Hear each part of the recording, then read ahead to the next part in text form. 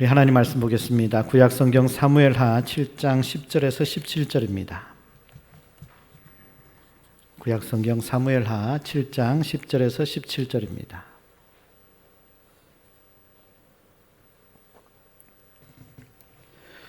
사무엘하 7장 10절에서 17절 말씀 우리 한 절씩 교독하면서 읽겠습니다. 내가 또 내 백성 이스라엘을 위하여 한 곳을 정하여 그를 심고 그를 거주하게 하고 다시 옮기지 못하게 하며 악한 종류로 전과 같이 그들을 해하지 못하게 하여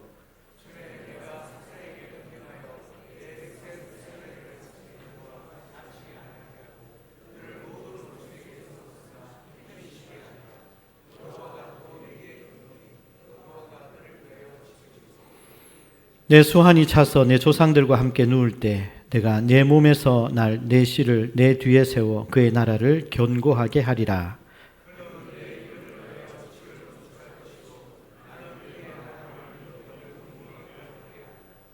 나는 그에게 아버지가 되고 그는 내게 아들이 되리니 그가 만일 죄를 범하면 내가 사람의 매와 인생의 채찍으로 징계하려니와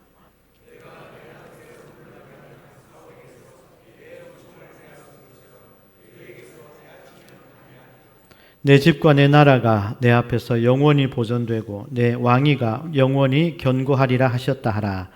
나단이 이 모든 말씀들과 이 모든 계시대로 다윗에게 말하니라. 아멘.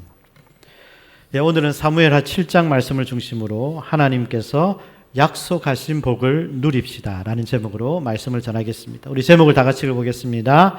하나님께서 약속하신 복을 누립시다. 한 번 더. 하나님께서 약속하신 복을 누립시다. 한 번뿐인 인생입니다. 두 번 사는 거 아니고요. 한 번 사는 인생이잖아요. 한 번 사는 인생, 저는 정말 잘 살고 싶습니다. 한 번뿐인 인생, 저와 함께 하나님을 섬기는 우리 성도님들, 여러분들 정말 잘 살았으면 좋겠습니다. 세상에 많은 교회들이 있지만 우리 교회, 하나님 보실 때 정말 좋은 교회로 칭찬받는 교회가 되었으면 좋겠습니다.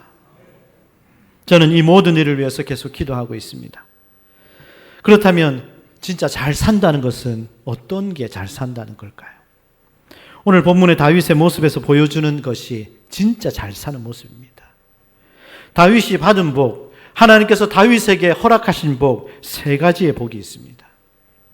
다윗이 목동으로 사는 자신, 아무것도 아닌 자신을 이스라엘 왕으로 세우신 하나님께 너무 감사하고 그 은혜에 감격해서 다윗이 하나님께 하나님, 제가 하나님의 집을 지어드리겠습니다. 그렇게 말합니다.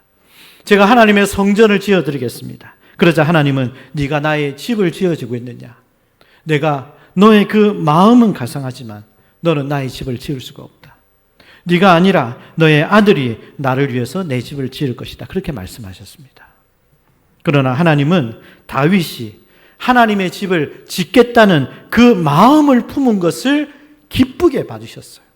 그 마음을 귀히 여기시고 다윗에게 세 가지의 복을 약속해 주신 것입니다. 다윗이 약속받은 세 가지의 복이 진짜 잘 사는 모습인데 이 세 가지의 복이 뭔지 먼저 우리 함께 살펴보도록 하겠습니다. 다윗이 하나님께서 다윗에게 약속하신 첫 번째 복, 우리 다 같이 읽어보겠습니다. 존귀의 복입니다. 존귀의 복. 존귀의 복. 우리 9절 말씀, 우리 화면을 보면서 다 같이 읽어보겠습니다.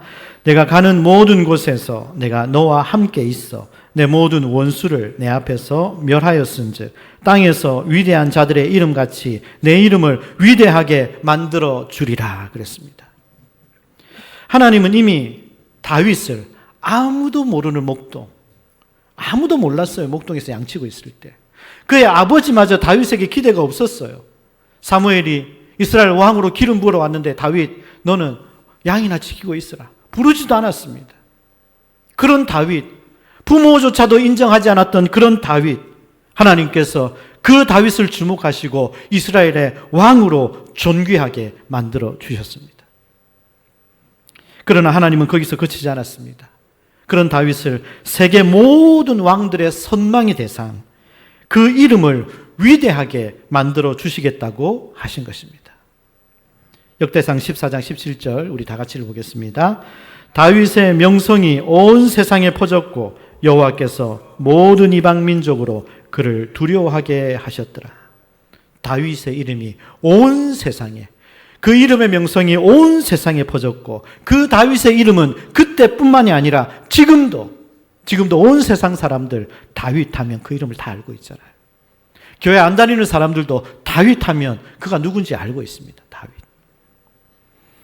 지금도 온 세상 사람들이 알 정도의 그 이름이 되게 해주셨습니다. 뿐만 아니라 다윗을 세계 모든 사람들의 구원자, 예수님의 탁월한 선조가 되게 해주셨습니다. 마태복음 1장 1절 말씀 다 같이 읽어보겠습니다.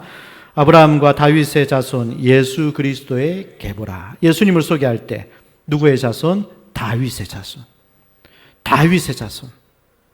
여러분, 우리가 하나님을 섬기고 사람들을 사랑하면서 사람들에게 인정을 받고 존경을 받으며 사는 것이 존귀한 인생입니다. 오늘도 여러분들이, 우리 시온중앙교회 성도님들 여러분들이 하나님 마음에 들기만 하면 하나님은 여러분들을 다윗처럼 상상할 수 없을 정도로 존귀하게 만들어 주실 수 있을 것이라고 저는 믿습니다. 하나님으로 말미암아 이 존귀의 복을 여러분들도 받으시기를 바랍니다.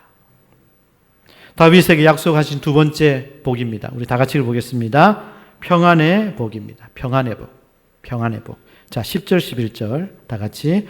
내가 또 내 백성 이스라엘을 위하여 한 곳을 정하여 그를 심고 그를 거주하게 하고 다시 옮기지 못하게 하며 악한 종류로 전과 같이 그들을 해하지 못하게 하여 전에 내가 사사에게 명령하여 내 백성 이스라엘을 다스리던 때와 같이 아니하게 하고 너를 모든 원수에게서 벗어나 편히 쉬게 하리라. 여호와가 또 내게 이르노니 여호와가 너를 위하여 집을 짓고. 하나님은 다윗에게 존귀의 복을 주실 뿐만 아니라 평안의 복을 주시겠다고 약속하신 것입니다. 하나님께서 정하여 심고 거기에 거하고 거기서 옮기지 않고 악한 자들이 침략하지 못하도록 해주시겠다는 말씀입니다. 여러분 이사 많이 해보셨습니까? 이사. 저는 이사를 정말 많이 해보았습니다. 옛날에 어릴 때는 가난해서 이사를 많이 했고, 사역자로 살 때는 교회 형편상 1년에 한 번, 그리고 2년에 한 번씩 이사를 해야 했습니다. 그런데 이사를 다닐 때, 이사할 때마다 얼마나 그 일이 번거롭고 불편한지 이사를 많이 해보신 분들은 아실 겁니다. 하나님은 다윗과 그 가문과 그 나라가 하나님이 정하신, 하나님이 약속하신 그 가나안 땅에 마치 식물을 심듯이 그 땅에 심어주셔서 그들이 그 땅에 거주하면서 안정되게 악한 자들이 침략하지 않도록 그곳에서 안정과 평화를 누리며 살게 해주시겠다고 약속하신 것입니다. 여러분, 다윗 이전의 사사시대를 생각해 보십시오. 사사시대 이스라엘 백성들이 얼마나 불안하게 살았는지 모릅니다. 외세의 침략을 주기적으로 받았습니다. 그러니 외세의 침략을 받으니까 끊임없이 전쟁으로 인하여 불안과 불안이 연속되는 삶을 살았습니다. 이스라엘 이 미디안의 침략을 받을 때는 도저히 살 수가 없어서 산으로 올라가서 산에 구멍과 굴을 파서 거기에 피해 살았고, 산 위에서 산성을 만들어 거기에 피해 살았고, 그들의 모든 재산과 곡식과 가축들은 다 빼앗겨 버렸습니다. 오늘 우리는 우리 개인과 가정, 그리고 우리 교회와 우리 나라가 미디안에게 쫓긴 이스라엘처럼 자유를 찾아 목숨을 걸고 배에 몸을 싣고 떠나는 난민들처럼, 탈북자들이 체포되어 죽을까 두려워 불안하게 사는 것처럼, 지금 전쟁으로 죽음과 추위의 공포에 떨고 있는 나라들처럼 요즘에 매일같이 뉴스를 보면 들려오는 캄보디아에 억류되어서 꼼짝 못하고 매일 두드려 맞고 고통스러워하고 거기서 죽어가는 그 청년들처럼 결코 그렇게 살기를 원하지 않을 겁니다. 여러분은 하나님이 주신 사명을 다 감당하시기까지 하나님 약속하신 건강과 평안의 복을 누리시기를 바랍니다. 우리 교회가 다툼과 분쟁의 소용돌이에 절대 말려들지 말고 앞으로 점점 더 좋아지는 하나님의 사랑과 은혜가 넘치는 우리 교회가 되기를 바랍니다. 이런 평안의 복을 저도 여러분들도 우리 모두가 누리시기를 주님의 이름으로 축복합니다. 다윗에게 하나님께서 약속하신 세 번째 복은 다 같이 읽어보겠습니다. 견고의 복입니다. 견고의 복. 자, 오늘 본문 12절에서 16절 좀 긴데요. 우리 다 같이 한번 읽어보겠습니다. 내 소환이 차서 내 조상들과 함께 누울 때 내가 내 몸에서 날 내 씨를 내 뒤에 세워 그의 나라를 견고하게 하리라. 그는 내 이름을 위하여 집을 건축할 것이요 나는 그의 나라 왕위를 영원히 견고하게 하리라. 나는 그에게 아버지가 되고 그는 내게 아들이 되리니 그가 만일 죄를 범하면 내가 사람의 매와 인생의 채찍으로 징계하려니와 내가 내 앞에서 물러나게 한 사울에게서 내 은총을 빼앗은 것처럼 그에게는 빼앗지는 아니하리라. 내 집과 내 나라가 내 앞에서 영원히 보존되고 내 왕위가 영원히 견고하리라 하셨다 하라. 하나님은 다윗에게 존귀의 복, 평안의 복을 주실 뿐만 아니라 견고의 복을 주시겠다고 약속하셨습니다. 그것은 다윗이 수명을 다 누리고 선조들과 함께 안식하고 그 아들, 그 자식이 왕이 되고 그 가문과 후손이 견고하게 될 것이라는 약속입니다. 여러분 때에만 하나님의 생명 구원, 하나님의 복을 받고 여러분 자식은 그때부터 고통하는 것이 아니라 여러분 자녀와 여러분 후손과 여러분 후대의 미래까지 하나님께서 지켜주시겠다고 하신 약속입니다. 다윗의 아들 솔로몬이 하나님을 위해서 성전을 건축하여 하나님의 임재와 축복을 누리게 되고 견고한 나라가 될 것이라는 약속입니다. 하나님은 그에게 아버지가 되고 그는 하나님의 아들이 되므로 하나님이 아버지로서 그 나라를 영원히 견고하게 해주실 것이라고 하시는 약속입니다. 여러분, 사울 왕은 하나님을 무시했잖아요. 사울 왕은 하나님 무시했습니다. 사울 왕은 하나님 말씀을 가볍게 여겼습니다. 하나님의 말씀을 대충 여겼습니다. 그래서 그는 하나님께 버림을 받았잖아요. 하나님께서 사울 왕이 하나님과 말씀을 무시하니까 사람 막대기와 인생 채찍으로 그를 징계하셨습니다. 그래서 사울 왕은 블레셋의 침공을 받아 죽었고 후에 군사령관도 암살당했고 그 후에 그 아들 이스보셋 왕은 신하들에게 암살당했습니다. 이런 사울 가문은 견고한 가문이 아니라 흔들리고 무너진 가문이었습니다. 하나님은 다윗의 가문이 사울 가문처럼 흔들리고 무너지는 가문이 아니라 견고한 가문이 되도록 해주시겠다고 약속하신 것입니다. 여러분, 다윗에게 약속한 이 세 가지 복, 첫 번째가 무슨 복이었죠? 첫 번째가 존귀의 복, 두 번째가 평안의 복, 세 번째가 견고의 복. 존귀는 하나님께 인정받음으로 사람들에게도 인정과 존경을 받는 것이 존귀의 복입니다. 평안은 어떤 침략도 괴로움도 받지 않고 건강하고 평화롭게 사는 복이 평안의 복입니다. 견고는 이 존귀와 평안이 지속되는 것이 견고입니다. 하나님은 이렇게 다윗과 그 가문과 그 나라에 존귀와 평안과 견고의 복을 주시겠다고 약속하신 것입니다. 존귀와 평안과 견고, 이것이 진짜 잘 사는 겁니다.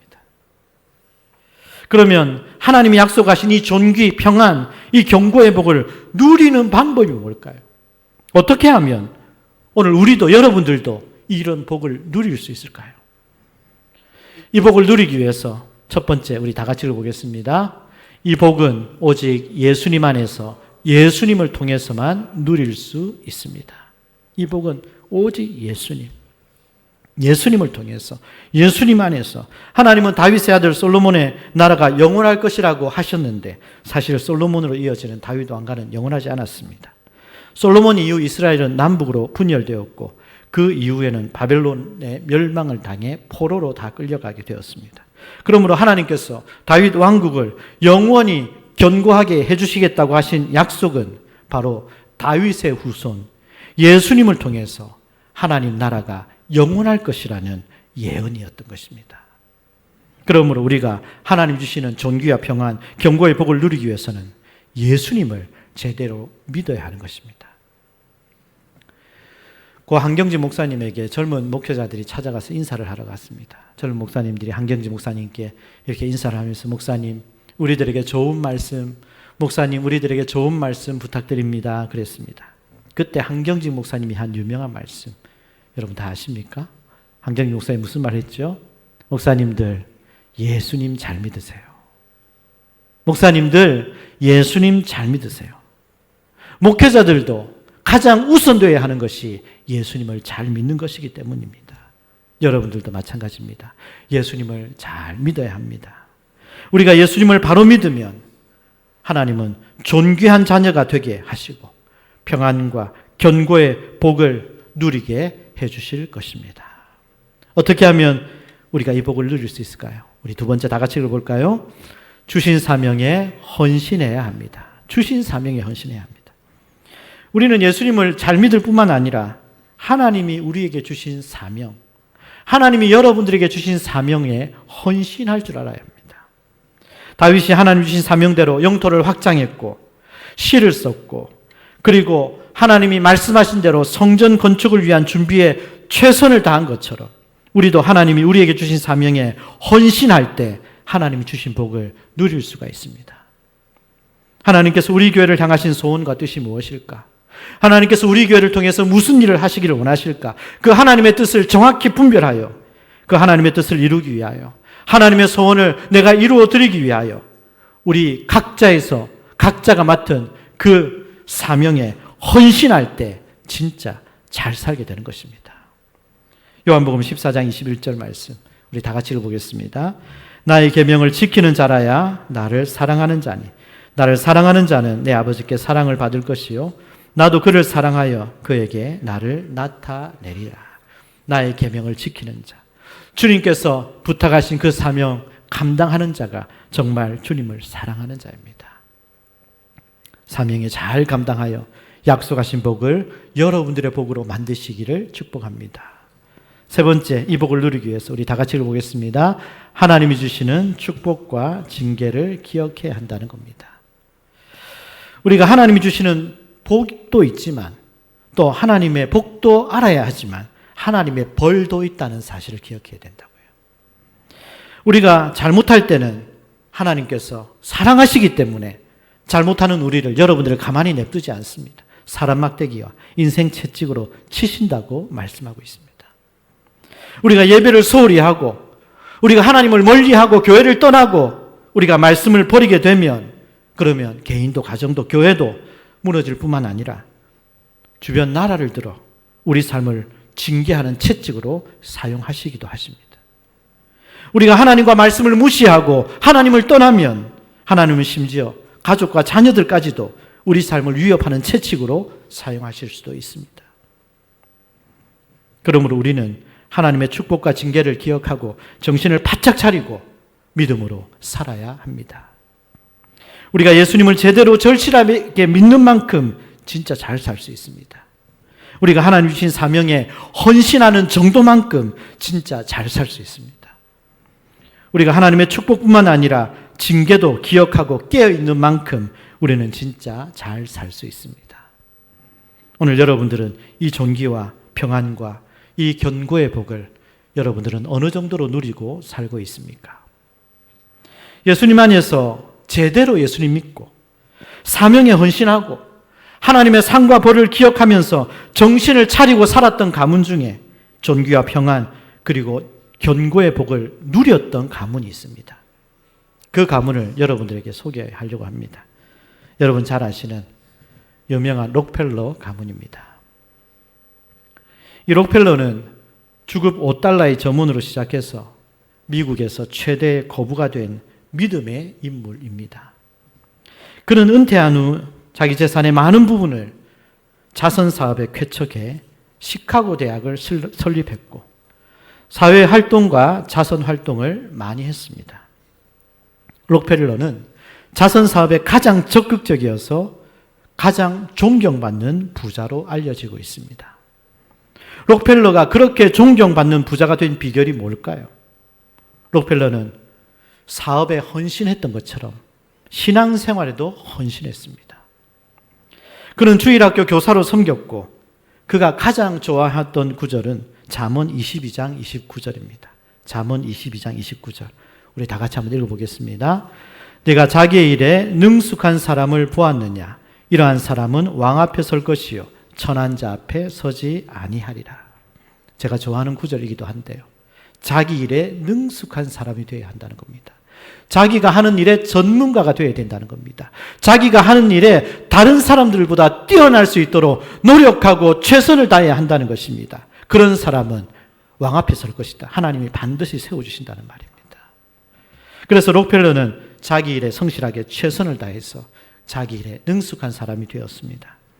록펠러가 이렇게 하나님 말씀대로 성실하게 살게 된 데는 그의 어머니의 영향이 컸습니다. 록펠러는 어머니의 사랑을 기억해서 뉴욕의 리버사이드 교회를 세웠습니다.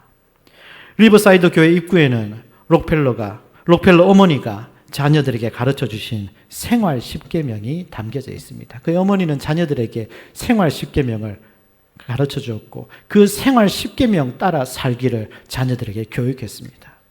그의 어머니가 자녀들에게 가르친 생활 10계명을 이 시간 여러분들과 잠깐 나누겠습니다.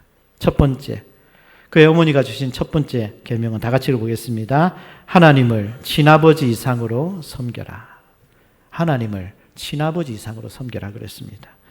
친아버지는요, 아들에게 생계를 공급합니다.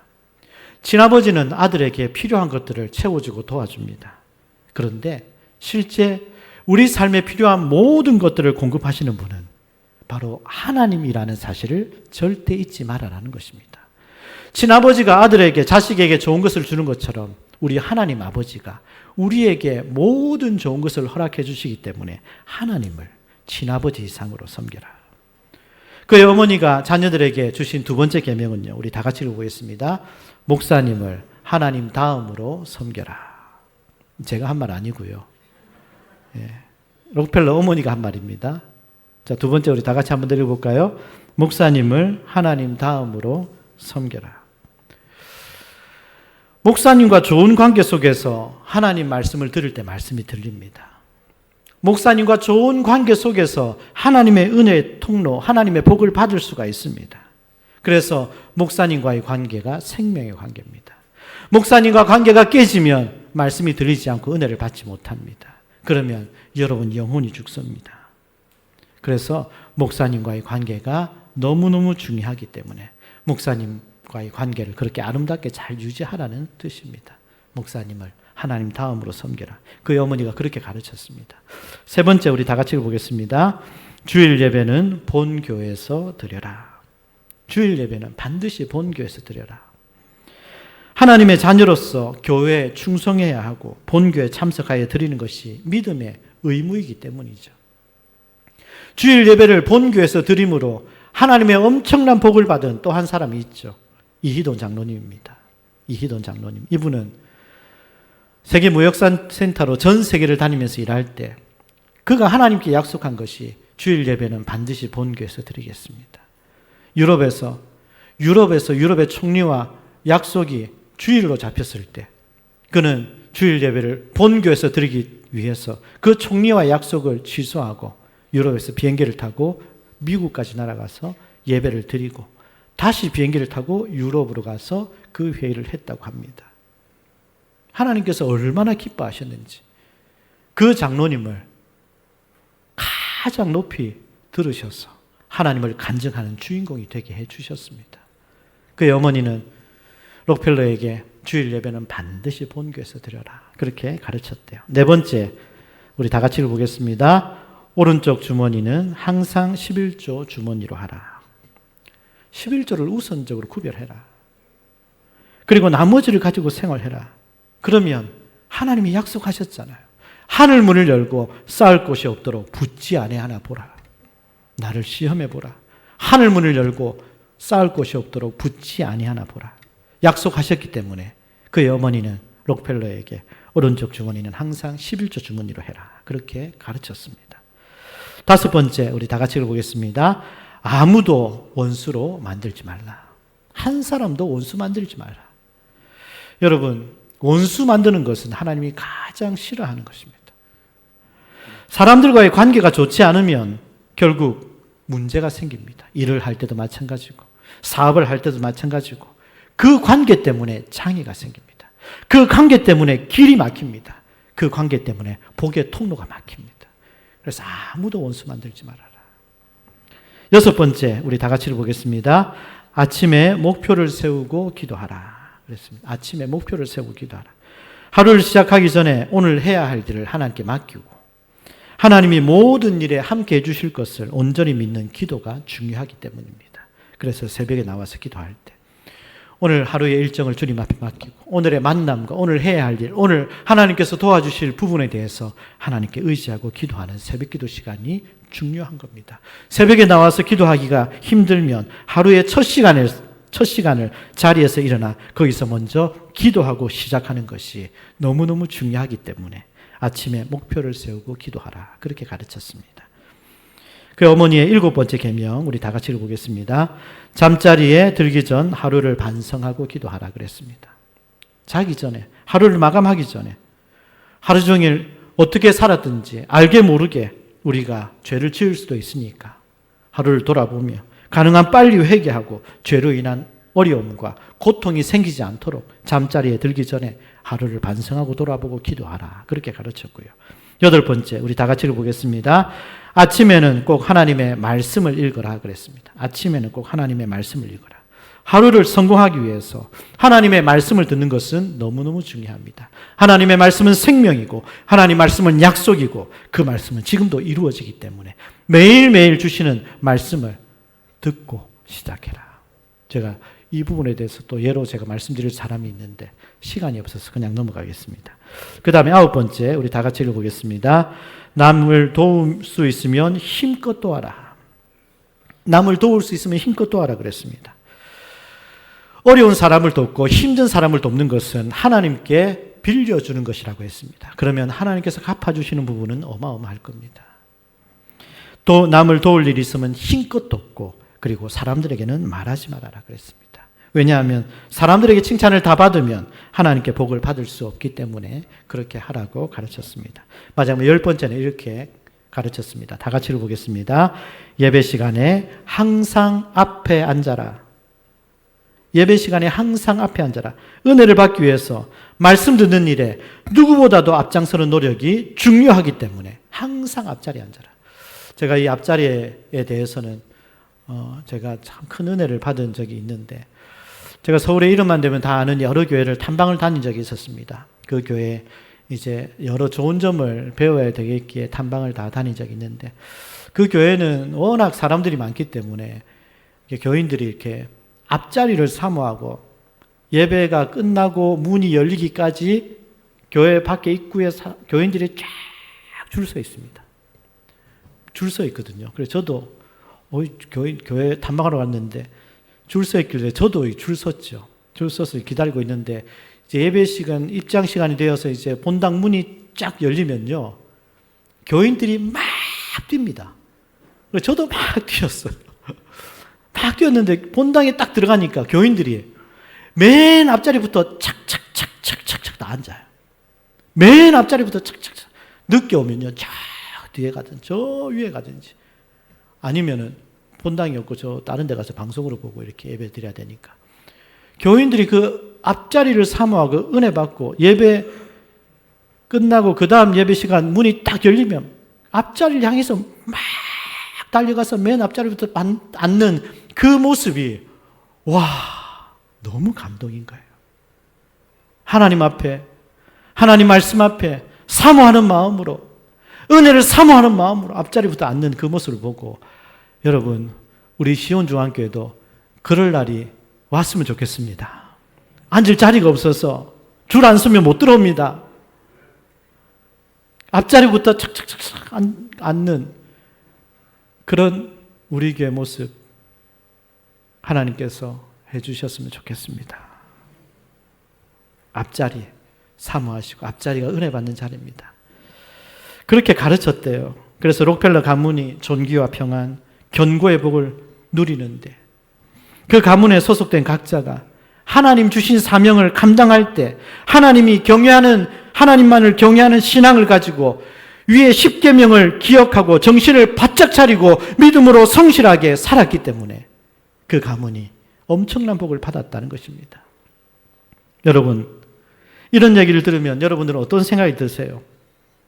저는요, 나도, 우리 성도들도, 우리 교회도 이렇게 살았으면 좋겠다. 이런 복을 받았으면 좋겠다. 그런 생각이 들지 않습니까, 여러분? 록펠러 가문이 왜 잘 되었습니까? 그 비결이 무엇입니까? 다윗처럼 하나님을 경외하되 하나님 주신 사명을 이루기 위해서 열정적으로 헌신한 것이 바로 비결이었습니다. 그 사명을 감당하기 위해서 최선의 노력을 다한 사람들이었습니다. 사랑하는 여러분, 여러분들도 다윗처럼 존귀와 평안, 경고의 복을 누릴 수 있습니다. 여러분도 다윗처럼 하나님 주신 사명에 자신을 던져 열정적으로 헌신하시면 여러분들도 됩니다. 하나님께서 우리 교회를 향하신 뜻과 소원을 이루는데 여러분 구경꾼이 되지 마시고 적극적으로 헌신하면서 여러분 각자가 맡은 삶의 사명을 성실하게 감당하시면 하나님이 여러분들을 붙드실 것입니다. 여러분이 하나님의 집, 하나님의 교회를 세우겠습니다. 하나님의 집을 바로 세운다는 자세로 살아가시면 하나님은 여러분들의 집을 지어주시기 때문에, 하나님은 여러분들의 생업을 축복해 주시기 때문에 여러분들은 하나님으로 진짜 잘 살게 될 겁니다. 그래서 하나님께서 약속하신, 하나님께서 세워주시는 그 복을 누리며 살아가는 우리 모든 성도님들 다 되시기를 주님의 이름으로 축원합니다. 기도하겠습니다. 오늘 말씀을 기억하시면서 성경에 다윗은 하나님께서 약속하신 엄청난 복을 누리며 살았습니다. 다윗이 이런 복을 받은 이유는 다윗이 하나님께, 하나님 제가 하나님의 집을 지어드리겠습니다. 제가 하나님의 성전을 지어드리겠습니다 라고 고백했을 때 하나님은 다윗의 그 마음을 기쁘게 받으셨고, 다윗이 그렇다고 하나님의 집을 지은 것은 아니지만 그 마음을 기쁘게 받으시고 하나님은 이 세 가지의 복을 약속해 주신 것입니다. 존귀의 복, 평안의 복, 견고의 복. 여러분, 오늘 우리도, 오늘 여러분들도 하나님을 경외하고 주신 사명을 위해서 살아가고 하나님의 집을 지어드리겠습니다. 하나님의 소원을 위해서 제가 헌신하겠습니다. 하나님께서 기뻐하시면 하나님께서는 여러분들도 놀라운 그러한 복을 부어주셔서 하나님 나라의 축복의 통로로, 또 어떤 분들은 또 록펠러처럼 그러한 놀라운 축복의 통로로 하나님이 쓰실 수 있습니다. 오늘 말씀을 듣고 하나님, 저에게도 약속하신 그 복 저도 누리게 하시고 우리 자녀도 누리게 하시고 우리 교회도 경험하게 해주세요.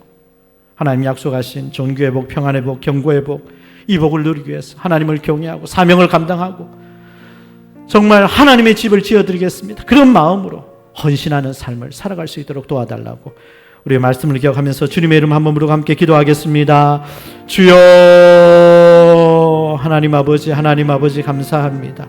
오늘 주신 말씀을 기억하며 다윗에게 약속하신 이 복, 다윗이 받았고 다윗이 누렸던 이 복을 오늘 우리도, 우리 성도들도, 우리 교회도 이런 복을 받고 이런 복을 누리며 살아가게 하여 주옵소서. 존귀의 복, 평안의 복, 견고의 복을 누리기 위하여 우리도 다윗처럼 하나님만을 경외하게 하시고 주신 사명에 자신을 던져 열정적으로 헌신하게 하시고 하나님을 향하신 뜻과 소원을 우리가 잘 분별하여 사명을 성실하게 감당하게 하여 주옵소서. 하나님의 교회를 세우겠습니다. 하나님의 집을 세워드리겠습니다. 하나님 나라를 위해서 헌신하겠습니다 라고 살아갈 때 하나님께서 우리 성도들의 집을 지어주시고 하나님께서 우리 교회를 세워주시는 진짜 약속하신 하나님께서 부어주신 그 복을 우리 모두가 누리며 살게 하여 주옵소서. 하나님 감사합니다. 오늘 다윗이 누렸던 이 복, 다윗에게 약속하신 이 복, 우리 성도들도 우리 교회도 이 복을 누리게 하여 주옵소서.